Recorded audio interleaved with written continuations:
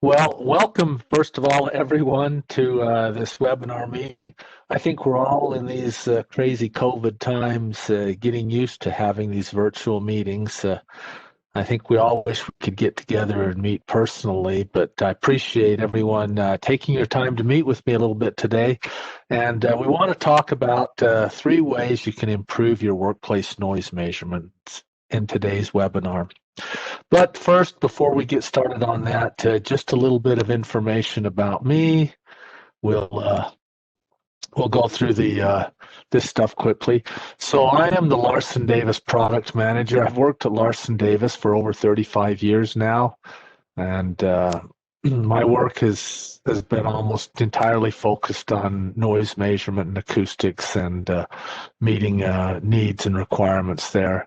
I've also been a member of the IEC Technical Committee 29 for over 13 years now, representing the U.S. in international standards and requirements for measurement equipment.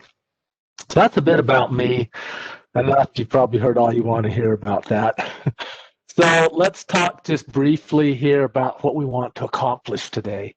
So in case we have some people online here who are not very familiar with workplace noise, I have just a few slides here talking about what it is we're doing and why, some regulations, and then we'll jump into the real three ways we can improve our noise measurements here. But just to get us started out here, there are primarily two classes of hearing loss that occur. One is known as age-related hearing loss, and you can kind of see this little animated graph that shows you that. And, if we have people on here who are young, like Emily, she's going, well, I have no idea what you're talking about. People like me have a good idea of what we're talking about. And essentially what it is as we age, we lose our response to high frequencies.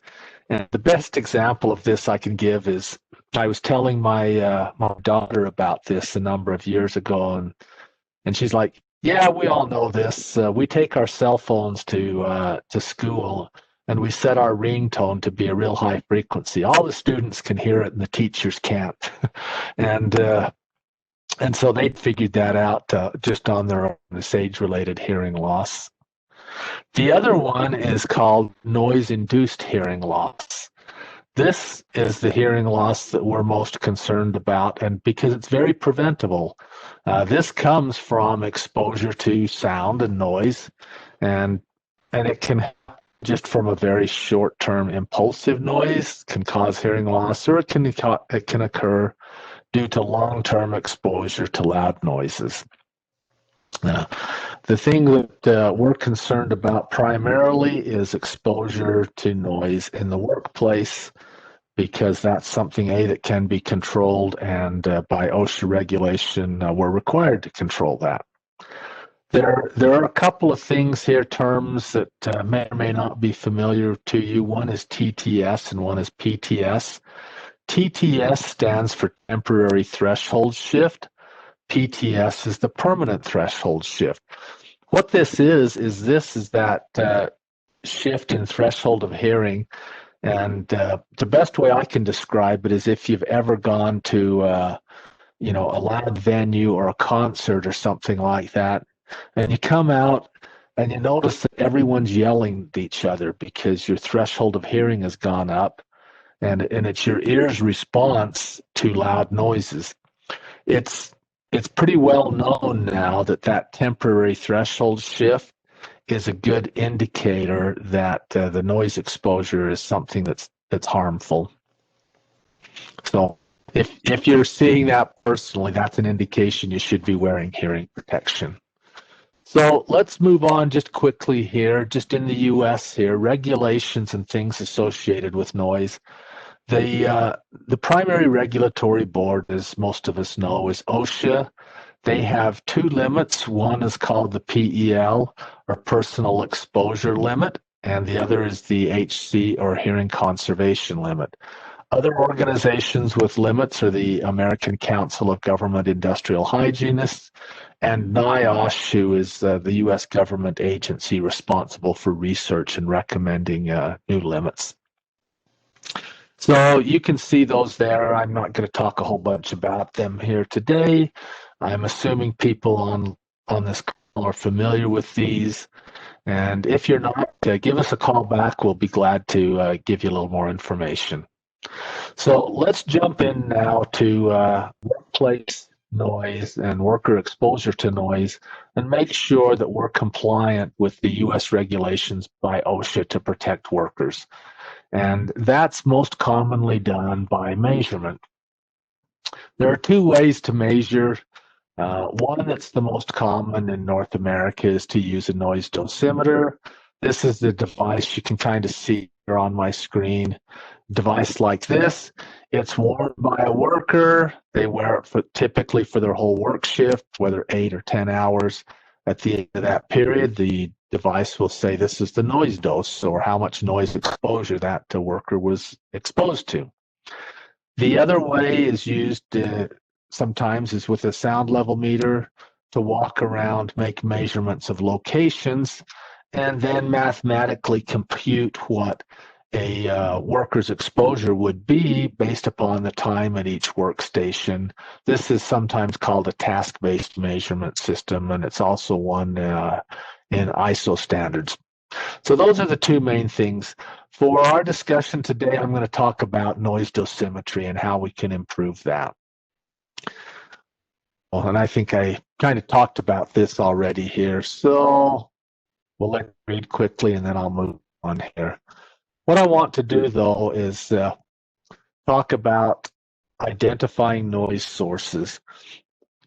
So I'm going to assume that that we're online here because we are concerned that maybe our workplace is too noisy, and so we either need to make measurements or we've determined that the workplace is too noisy, and we want to do things to reduce the noise exposure of our workers. And the first step in doing that is to identify what the noise sources are. And there are three common methods that I'm aware of that are used today, and we'll talk briefly about those methods, and you may be familiar with these and you may use them. One method that's commonly used is actually just to interview the workers before they're measured. And ask them, where do you go? What machinery do you work with that's noisy? Are there things in the workplace that happen that are intermittent noise sources? Maybe there's a machine that only runs 30 minutes a day or something, but it's very noisy. And to get insight about the workplace and what the noises are. This can be good because it can provide some real insight into what's happening and things that maybe aren't always common but should be taken into account. Some of the challenges of this are it's very subjective, and the worker may not remember everything. They may not even want to be all that cooperative, and so you can get incomplete information. It's also time consuming, because you have to sit down and spend time with the worker, and they may not always be available. So it can be a good tool, but not always the best. Another one that I see quite commonly done is to actually just observe a measurement. Some benefits of this are that it's a very objective thing because the observer is not the worker, so their observations can be considered objective. Another benefit is you can detect tampering because you're watching the workers, right? You can see if they're doing something they shouldn't be doing. Of course, challenge of this, it's time consuming. Whoever's making the measurement has to sit there and watch the workers for 8 hours or 10 hours or however long the work shift is. And another challenge is the person making the measurement may not always be present. I know a lot of people will actually send noise dosimeters to a site with instructions how to wear them and not actually be there. And it may be sometimes too the person making the measurement may not be authorized to go into the location where the workers are at. And another challenge of this is that the there may be other noise sources that are harmful that may not be present at the time of the measurement. And so that's a challenge of this measurement type also. And these are two methods that are traditionally used. What I want to talk about is a new way to improve this that offers some benefits that can be really helpful to people making measurements. And that's actually to use the dosimeter to record audio for loud events. There's some benefits to this, and first one is it takes very minimal time. You don't have to interview workers. You don't have to watch them. The dosimeter does the work. It watches the noise levels. When it gets loud, it makes audio recording. Another benefit is not only do you capture the audio recording, but you capture the levels, so you know what it was and how loud it was in a very objective manner. Another benefit is it helps detect tampering. If you put a dosimeter on a worker and they're like, well, I wonder how loud I can get this thing, and they yell into it or something like that, right? You can detect that. You'll get a recording of that. I think it's a very good and helpful technology, but there are some challenges with the technology.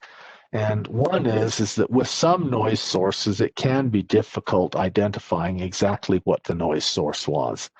Now, our factory in Provo, Utah is near railroad track, and we have a noise monitor outside the factory that records audio for loud events. When those trains go by, it records it. It's easy to identify it's a train. And or there's an airport a few miles away. When an aircraft flies over, it's easy to identify an aircraft. A lot of things are easy to identify. Some things sound very similar and can be challenging. The other one that's probably the bigger concern I hear from people is they're concerned about privacy. Workers are worried that they're being recorded, and so that's a challenge some people have now. These devices only measure when it's loud, and so it's not 100% recording, but sometimes perception is reality. So those are things to manage. But overall, it provides a really good technology for identifying when it's loud, what caused it to be loud, and how loud it actually was, which can be really helpful information in determining how to manage that noise source. The next thing I want to talk about here is just worker compliance. Most of you who've made these types of measurements in the past know that no worker comes up, well, I shouldn't say no. It's rare that a worker goes, oh, I'm so glad you're here to measure my noise exposure. Please put one of those on me and let me wear it around all day. That just doesn't happen. The more common thing is workers like, oh God, I got to do this other thing today, and they're not very excited about it. And sometimes compliance can be a challenge. This is a reason why some people do observed measurements and sit and watch it, just to make sure that the workers comply with the measurement and aren't tampering with it. The invention of MEMS or silicon-based accelerometers has allowed us to do something new and put an accelerometer right in the noise dosimeter, so we can actually measure when the noise dosimeter is moving. So two common methods of tampering are to just make unwanted noise. Now, if you explain to workers that if you make unwanted noise, your level's going to be higher, and then you're going to be required to wear hearing protection, that's a pretty good incentive to not do that. But another common method of tampering is to get out of sight and just take off the dosimeter, put it in the locker, put it on a desk, and not wear it. The accelerometer detects that, and it'll tell when the device is in motion and when it's not, and report an overall motion.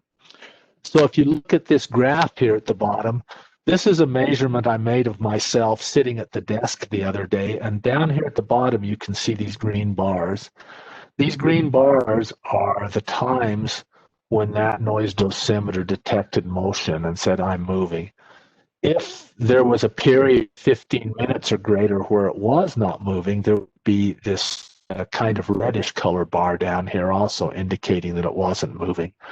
So you can see, even though I'm sitting at my desk typing on my computer, I detect regular routine periods of motion, and we can say, hey, look, this probably was worn the whole time, which it actually was, and you have the data to validate that.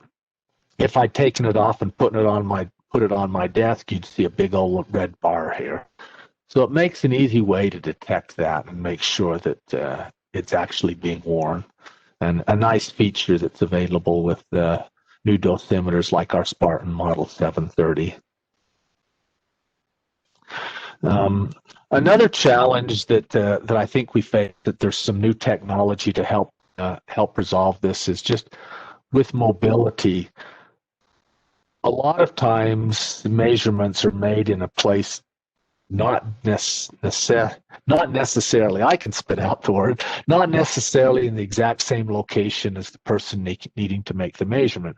So it's pretty common that dosimeters get sent someplace, or people have to hop on a plane or a car and drive to a factory location and make measurements. So being portable is a real benefit. And so, a typical situation today, people will have a PC, a docking station, cables, carrying case. You take it out, you set it up, you configure, you tear it all down, make your measurements, and etc.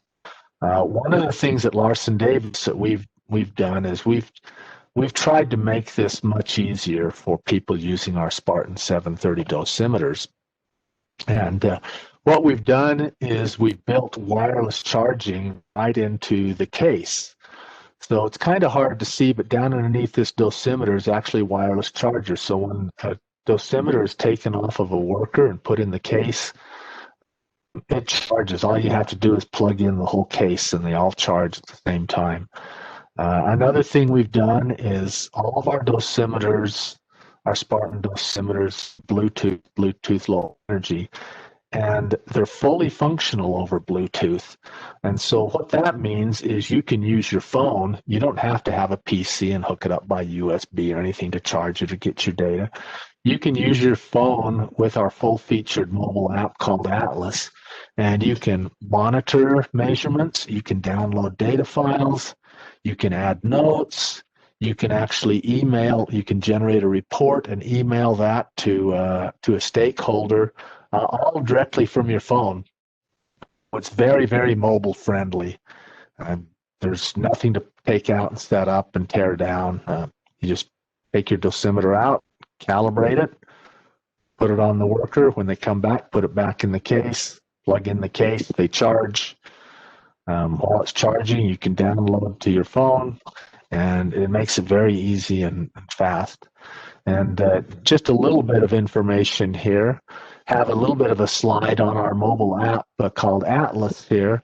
And here's just an example. You get full control and setup. When it opens up, you see files and information that are currently on the dosimeter. You can download those over the Bluetooth. The download is reliable, and it also will do partial downloads. So, if the dosimeter goes out of Bluetooth range, comes back, goes out, comes back, every time it comes back, it'll pick up where it left off and continue that download. It has the ability to visualize data. You see here down below a time history. I can pan, I can zoom, do all this on my mobile device, whether it's an iPad or a phone or whatever. Then I can, as I mentioned, I can create and email reports, and I can email data files also with that device. So kind of quickly to summarize here then, I think with the new Larson-Davis Spartan Model 730 dosimeter, we've created we've added three new ways to improve the ability to make good, valid measurements. We've added the ability to record audio. We've added the ability to record motion, and the motion's recorded in the time history, so you can see it at times a day. And we've added the ability to be very mobile, including a full-featured app that's available for Android and Atlas, and it's also available for free. You can download it for free. So My goal was to keep this presentation to about 20 minutes, and I think I about accomplished that. So we wanted to respect your time. Look forward to talking with you in the future and appreciate your attendance. Thanks, everyone.